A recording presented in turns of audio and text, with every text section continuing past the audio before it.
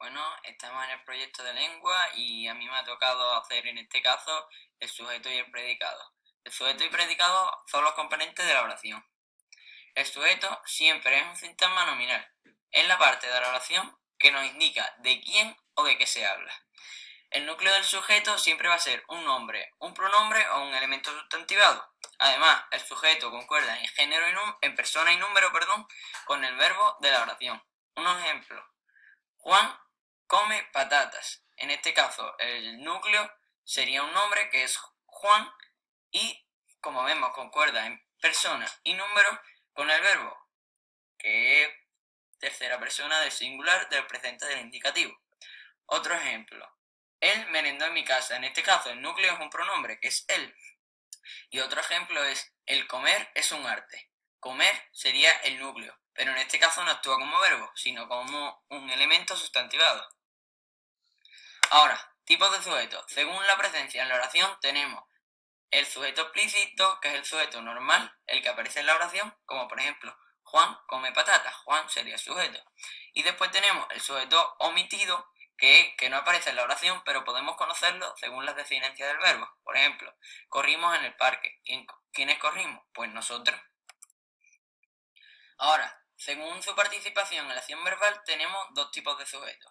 El agente, que aparece en las oraciones activas, como por ejemplo, ella bebe agua, o el paciente, que aparece en las oraciones pasivas, como por ejemplo, el agua es bebida por ella. En este caso, el sujeto, la palabra que hacía de núcleo de sujeto en la oración agente, ahora pasa a ser un complemento agente. Ahora, el predicado siempre es un sistema verbal y es la parte de la oración que expresa la acción del sujeto. El verbo es siempre el núcleo del predicado y además es imprescindible, es decir, que nunca puede faltar. Si la oración no tiene verbo, ya no es oración. Tipos de predicado. Tenemos el predicado nominal, que su estructura es un verbo copulativo, que puede ser, estar o parecer, más un atributo. Y después, ese atributo concuerda en género y número con el sujeto. Por ejemplo, Mario está enfermo. Mario sería el sujeto y enfermo sería el atributo. Como vemos, concuerdan en género y número Mario y enfermo, masculino singular.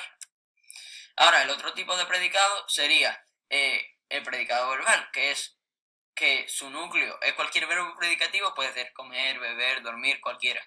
Y ese núcleo va acompañado por una serie de complementos, que son el complemento directo, el indirecto, el de régimen, el predicativo, el circunstancial o el agente. Por ejemplo, Mario come en su casa. Mario sería el sujeto y en su casa sería complemento circunstancial del lugar. Bueno, espero que os haya gustado esta clase.